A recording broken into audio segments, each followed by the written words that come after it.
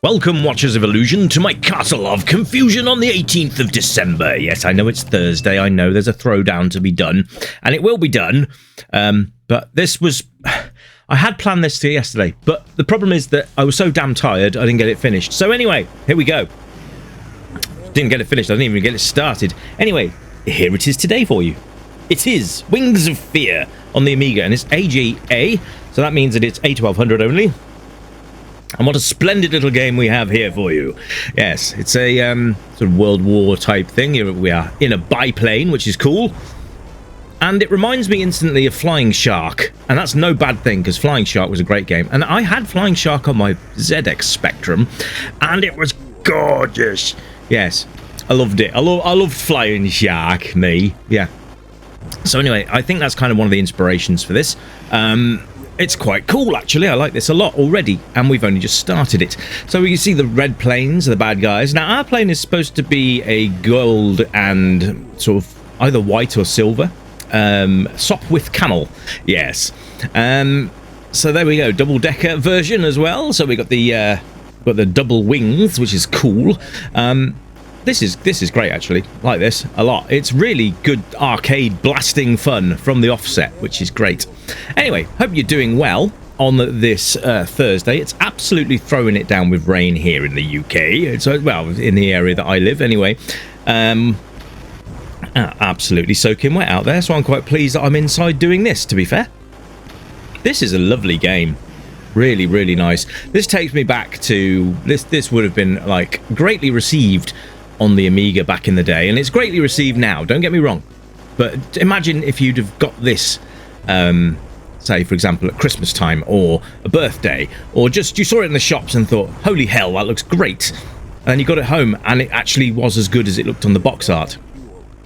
Because we all know the sneaky things they used to do, like a Spectrum game would have like a C64 screenshot on it or something to that effect, which would then, you know, you would then be forgiven for thinking that that was how the game was going to play, knowing full well the Spectrum couldn't do that many colours. But there we go. I think one of the best ones I saw was a Spectrum with Amiga screenshots on the back. I mean, it just gets to desperation point there, doesn't it, really? So this is the bonus stage here. We get to collect extra lives and some coinage, or some points, as it were. So the guy will actually vocalise what you're getting as well. So the little ones are worth 10, the ones that float down are worth 50, and then you also get your fuel in those red packages there. 50 points, there you go. 10. There you go. That's quite nice. I like the fact that we have a voiceover telling us what we're collecting. Now, the one thing you'll notice immediately with this game is there's no upgrades. So you don't get like a cannon upgrade. It's much more, I would say, realistic. You're in a Sop with Camel. You're not in a space age spaceship being able to have weapon upgrades. Oh, holy hell. Okay, this is a boss, and we kind of got thrown into this a little bit. Yeah, okay. Oh, shit. Okay, right. Those missiles are a pig, just to gonna say that. And you can see here, you can take 2 hits. You can repair using these little float down packages. So if you do get hit once and you get a package, you will retain a hit point. But bloody hellfire. Right, anyway, let's have a look at the UI while I'm getting slaughtered here. Fuel in the bottom left-hand corner. Keep an eye on that. But packages are quite fairly frequent, so you haven't got too much to worry about on that front. Let's see, here's one now, and that will repair our plane as well. God, these missiles are an absolute bitch. Okay, so back to the UI, I suppose. Anyway, in the middle you can see the score, and then it's our lives in the next box along. I'm not sure what the next one is, but hey, there you go. But it's it's a fun game. I'm not sure about being thrown into a boss fight like that. It was a little unfair, but there we go. And maybe for the first boss, that was a little tough. Just purely for the fact that we got missiles here as well. Brilliant. Oh boy. Anyway, but it is a great game. Really is. Reminds me of, like I say, Flying Shark and Banshee as well, another one which we could probably attribute to this as well. You can see there that that's our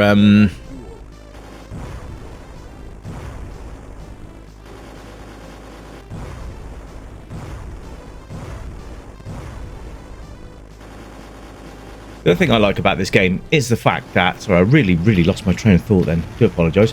It does happen. I zone out sometimes. As part of my condition. Anyway, yes. So you can see that we have various things that we can see on the screen as well. The levels are really nicely designed as well. The planes, I love the explosions on the planes. That is really cool. Like that a lot. And there's just a lot here to see. The colours are lovely, but that you can attribute that to the AGA chipset. And it's just an amazing looking game, really, and it's good fun to play. But like I said, bosses, should they really be that hard? I think boss 1 needs those missiles removed, or at least something to make that first encounter just a touch easier. Other than that, I can't really complain. It's an absolutely fantastic arcade shooter. So there we go. So the sound is good as well. We've got just total cannon fire, and that's about it. There's no sort of soundtrack to speak, but the soundtrack's cool. You got all the speech samples as well, which make up for that. It's just a great shooting game, and you obviously, like I said, you just got all the voice samples as well, which is nice, and it tells you exactly what you're picking up. So that is armor and fuel, and they're quite frequent, like I said. So you're not gonna have any problems with that at all. But yeah. Here we go into the next bonus stage. This is where we collect as many points as we can, and also extra lives, because judging by the last boss, we're going to need them. And collect as many of those as you can. In fact, I would say forsake the money and get yourself the extra lives as they come floating down the screen. You will regret it if not. Now, you do get extra lives in the game as well. You just got to be careful, because my sort of my gameplay style is shoot everything that moves. Unfortunately, that includes the one-ups that come up down the screen, and they can be destroyed by your cannon fire. So just be very careful on that. If you see an extra life, stop shooting. I've already destroyed one because I'm that good. Anyway, you can't fire on this stage, so there's no mistakes to be had, which is quite nice. I like that. Controls are nice and easy as well. We've got left, right, up and down, which will guide your ship, which will, oh holy hell, which will guide your plane around the screen, and then your fire button will launch a plethora of cannon fire towards your targets. Now, you can shoot those missiles, but they are quite hard to hit. Again, this is a boss fight, and I'm absolutely getting caned here. Yeah, but I like the fact that the sprites are nice and big as well. The hitbox on the main guy is really good, but these missiles are an absolute biatch, and very hard to, there you go. We get 3 continues as well. Is it going to chuck us straight back in? It's going to chuck us straight back in. Brilliant. This is why I like the fact there's no upgrades to be had. You don't need them. And if you had lost them, you'd probably be a bit upset about this point. But yeah, it's a shame that these fights are a touch too hard. A difficulty setting in the menu would have been nice. Oh no! Oh, you. And continuing from where you left off would also be a really nice feature, of course. Because I might have stood a chance at that point. Never mind. Never mind. This is boss 2. Yes. The playability of the game is absolutely on the money here. It's a great game, and I think you'll enjoy it. And over the festive period, this gives you something to concentrate on and have some fun with. Single player game, so you can actually get yourselves around, do some sort of competition based scoring with some friends. It's a good way of turning a single into a multiplayer game. See how far you can get on one life or something along those lines. But the whole game just reeks quality. My only sort of disgruntledness comes from the difficulty of these bosses. They are a little too hard for my liking. Of course, there are other people that might enjoy the challenge, but I've lost quite a lot of lives already just on this one, and this is only the second one. So there we go. Oh, can I? No, I can't. Shit. Anyway, game over. Never mind. There we go. We'll start again. See, there's no options at all. And that's all the bits you've got there as well, which is quite nice. So it gives all that stuff. So the replay value of the game really is, for me, spot on. And even though I find this kind of thing hard, I think the actual gameplay is fantastic, and it just really does scream quality. And the fact that we've got a new Amiga game this close to Christmas is really nice as well. And if you're planning on playing this, I'd love to hear from you in the comments. Yes, indeed. Wings of Fear. Yes. Very good game. And I would thoroughly recommend you go across to the page. It's free to download, so what are you waiting for? Get over there and get yourselves a copy. NAS works on, I'm using WinUAE for this hard drive version, and you can also run it off disk. So there you go. What are you waiting for? This is a great game. Go and play it yourself. Come back to me in the comments and let me know what your thoughts are. Is this a game that you would or will enjoy? If you've already played it, let me know in the comments what your thoughts are. Did you find the bosses easy? Did you find them a challenge? Did you just get frustrated because they were just caning your backside every time you got to having a go at them? But all in all, very happy with this game, and hopefully we'll see some more from this developer in the years to come, or the months to come. Because when you've got games of this standard, you want to see more. It leaves you... There you go, I've just shot the bloody... There you go. And never mind. Anyway, folks, back later with your Thursday Throwdown game, and yes, I will see you later. But until then, my friends, you keep it retro, and as usual, you know the score. It's bye for now. Bye-bye! Repair and fuel.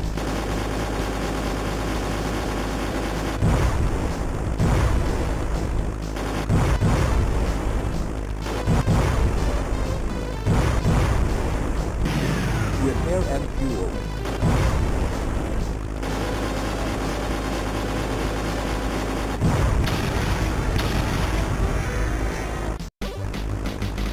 One up.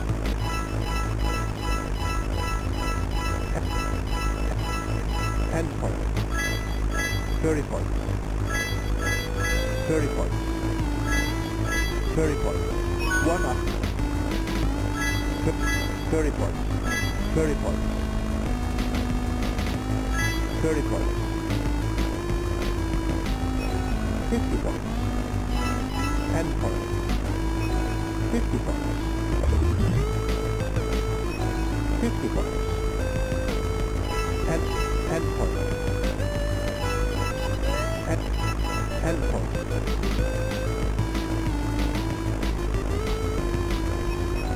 50. One up.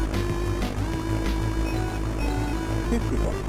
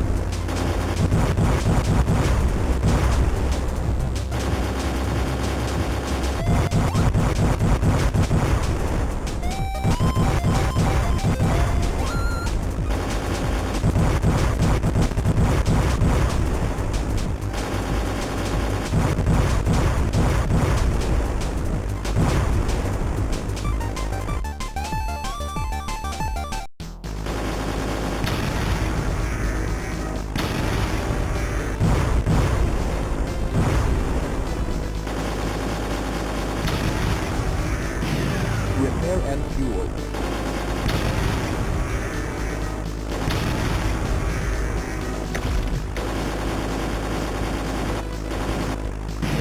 Repair and fuel.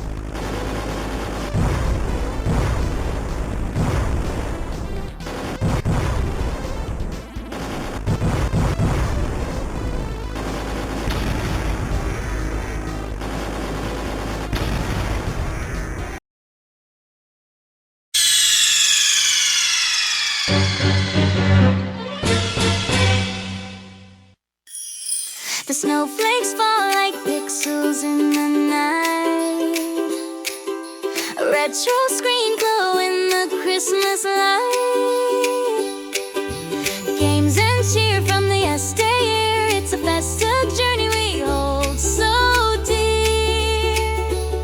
So dust off your cartridge, let's press start now. In this joyful retro realm, take a bow. Christmas bells blending with arcade chimes at the Retro Gaming Club. Enjoy the times.